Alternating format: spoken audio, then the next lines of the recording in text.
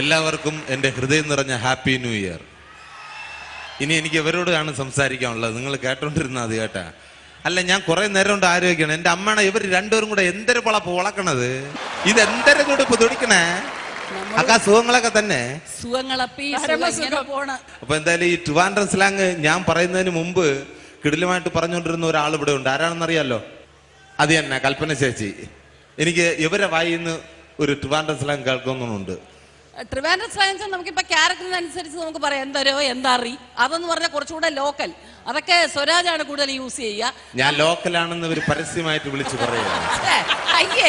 അങ്ങനെ സന്തോഷമായി. ഞാൻ ലോക്കൽ തന്നെയാണ്. എനിക്ക് അതാണ് ഇഷ്ടം. പിന്നെ ഞാൻ സ്വരാജിനോട് സംശയം ചോദിക്കട്ടെ. ഈ നമ്മുടെ കലാരൂപങ്ങളിൽ ഏറ്റവും എത്ര സൂപ്പർ താരങ്ങളുണ്ടെങ്കിലും ഒരു വേദിയിൽ മിമിക്രി അത്യാവശ്യമാണ് അല്ലേ ചാച്ചി? അതിനു മുമ്പ് ഒരു സംഭവം. ശരിക്കും ഇപ്പോ തിരുവനന്തപുരത്തിന്റെ ഹൃദയഭാഗത്ത് താമസിക്കുന്ന ഒരു വ്യക്തിയാണ് മഞ്ജു ചേച്ചി. പക്ഷേ തിരുവനന്തപുരം സ്ലാങ് അറിയില്ല എന്നാണ് പുള്ളിക്കാരി പറയുന്നത്. വീട്ടിൽ ചെന്ന് കഴിഞ്ഞാൽ ഇപ്പൊ ചോദിച്ചു കഴിഞ്ഞാൽ എന്റെ ഇല്ല വന്നില്ല ഉണ്ട് റോട്ടോ ഇങ്ങനെയൊക്കെ പറയും. പക്ഷെ വീട്ടിൽ ചെന്ന് കഴിഞ്ഞാൽ വീട്ടുകാരോടൊപ്പം ഫുള്ളായിട്ട് പറയുന്നത് എന്തിനാണെന്ന് അറിയാലോ? നേ അമ്മച്ചി നിങ്ങൾ ഇത്തിരി പഴങ്കഞ്ഞി ഇങ്ങോട്ട് അടിക്കുന്നേ. ഇതാണ് സംഭവം. സുരാജ്, ഈ മിമിക്രി പഠിച്ചെടുക്കാൻ പറ്റുമോ? മിമിക്രി നമുക്ക് ജന്മസിദ്ധമായിട്ട് കിട്ടുന്ന ഒരു സംഭവമാണ്. പിന്നെ പഠിപ്പിക്കാം. വേണമെങ്കിൽ ഞാൻ ചേച്ചി കുറച്ച് സംഭവങ്ങൾ പഠിപ്പിച്ചു തരാം. ഓക്കെ. അപ്പൊ മിമിക്രിയിൽ ഇപ്പൊ നമ്മൾ ഈ ഫിഗർ എടുക്കും എന്ന് പറയില്ലേ താരങ്ങളുടെ, അതെങ്ങനെയാണെന്നുള്ളതാണ്. ഈ ഫിഗർ ഇപ്പൊ നമ്മൾ ഒരു താരത്തെ നമുക്ക് ഇമിറ്റേറ്റ് ചെയ്യണമെങ്കിൽ വളരെ ഈസിയാണ്. അത് സംഭവം എന്ന് പറഞ്ഞാൽ ഇപ്പൊ ആരെ ചേച്ചിക്ക് പഠിക്കണമെന്ന് പറഞ്ഞാൽ അതിന്റെ സംഭവങ്ങൾ ഓരോന്നായിട്ട് ഞാൻ പഠിപ്പിച്ചു. അപ്പൊ ഞാൻ പറയാം, സത്യൻ മാഷ് പഠിക്കാൻ വളരെ ഈസിയാണ്. ചൂണ്ടയിടാൻ അറിയാമെങ്കിൽ സത്യൻ മാഷിനെ ഈസി ആയിട്ട് നമുക്ക് പഠിക്കാം. അതെങ്ങനെ? ഇതാ ഇപ്പൊ നോക്കിയോ, ചൂണ്ടയിട്ട്, അതായത് ഇപ്പൊ നമ്മള് ചൂണ്ടയില് പിന്നെ ഇരയൊക്കെ കൊരുത്തിട്ട് വെള്ളത്തിലോട്ട് അങ്ങ് ഇട്ട് കൊടുത്താൽ മതി. കറക്റ്റ് സത്യൻ മാഷായി മാറും. ഇതാ നോക്കിയോ, ആദ്യം നമ്മൾ വെയിറ്റ് ഇട്ട് തന്നെ നിൽക്കണം. നല്ല ജെന്റിൽമാനായ ഒരു കക്ഷി, ടൈയൊക്കെ കെട്ടി ഇൻഷർട്ടൊക്കെ ചെയ്തിട്ട് ഇതാ ഇങ്ങനെ ബലം പിടിച്ച് ഇങ്ങനെ നിൽക്കണം. ചൂണ്ട കയ്യിലുണ്ട്, അതിന്റെ കമ്പും കയ്യിലുണ്ട്. ഇതാ ചൂണ്ട വെള്ളത്തിലേക്ക് എറിയണം. എറിഞ്ഞല്ലോ, അതിന്റെ കമ്പ് കയ്യിലുണ്ട്. ഇതാ ഇപ്പൊ സത്യമാഷായിട്ട് മാറും. ഇതിന്റെ ഇടയില് ഇടയ്ക്കിടയ്ക്ക് മീൻ കൊത്തി വലിക്കും. എന്താ നോക്കൂ, ഇതെന്താണെന്നറിയോ? മീൻ കൊത്തി വലിച്ചോണ്ട് പോകുന്നതാണ്. അതിന്റെ ആഘാതത്തിലാണ് കൈയുടെ ആ റിയാക്ഷൻ. ഈ കൈ കഴിക്കുമ്പോൾ നമ്മൾ ഈ കൈയിലോട്ട് ചൂണ്ടയാക്കണം. എപ്പോഴെങ്കിലും വലിയ മീൻ വന്ന് കൊത്തിക്കൊണ്ട് പോകുമ്പോ കാലിനും ചെല്ലം വരും. ഞാൻ നോക്കിയുള്ളൂ.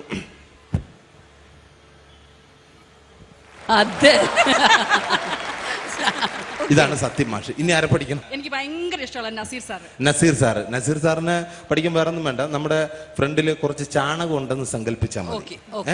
ഞാൻ നടന്നു വരുമ്പോ ദേ ചാണകത്തിൽ ചവിട്ടി എന്ന് പറഞ്ഞു കഴിഞ്ഞാൽ കറക്റ്റ് നസീർ സാറായി മാറും. ഇതാ നോക്കിയോ, ചാണകത്തിൽ ചവിട്ടി എന്ന് പറയണം. ഇതാ ചാണകത്തിൽ ചവിട്ടി. ഈ നോക്കുന്നതെന്ന് പറഞ്ഞു കഴിഞ്ഞാൽ ഇതിന്റെ സ്മെല്ല് എടുക്കുന്നതാണ്. അത് ശരി. ഇത് നോക്കിയോളൂ.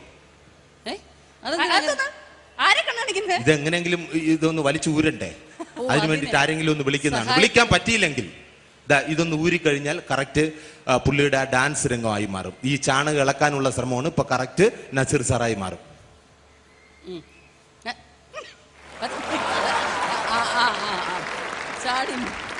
ചാണകം ഇളക്കി മാറ്റുകയാണ്.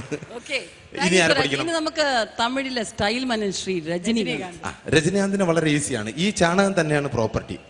ഞാൻ നടന്നു വരുമ്പോ ദേ ചാണകം ഉണ്ട് എന്ന് മാത്രം പറഞ്ഞാൽ മതി. ദേ ചാണകം എന്ന് മാത്രം പറഞ്ഞു കഴിഞ്ഞാൽ തമിഴ് പറഞ്ഞോണ്ട് ചാണകം ഇരിക്കുന്നത്. അപ്പൊ കറക്റ്റ് ചേച്ചി അത് പറഞ്ഞോ. ഞാൻ നടന്നു വരുമ്പോ ഇപ്പൊ സ്റ്റൈൽ മനൻ രജനീകാന്തായി മാറും.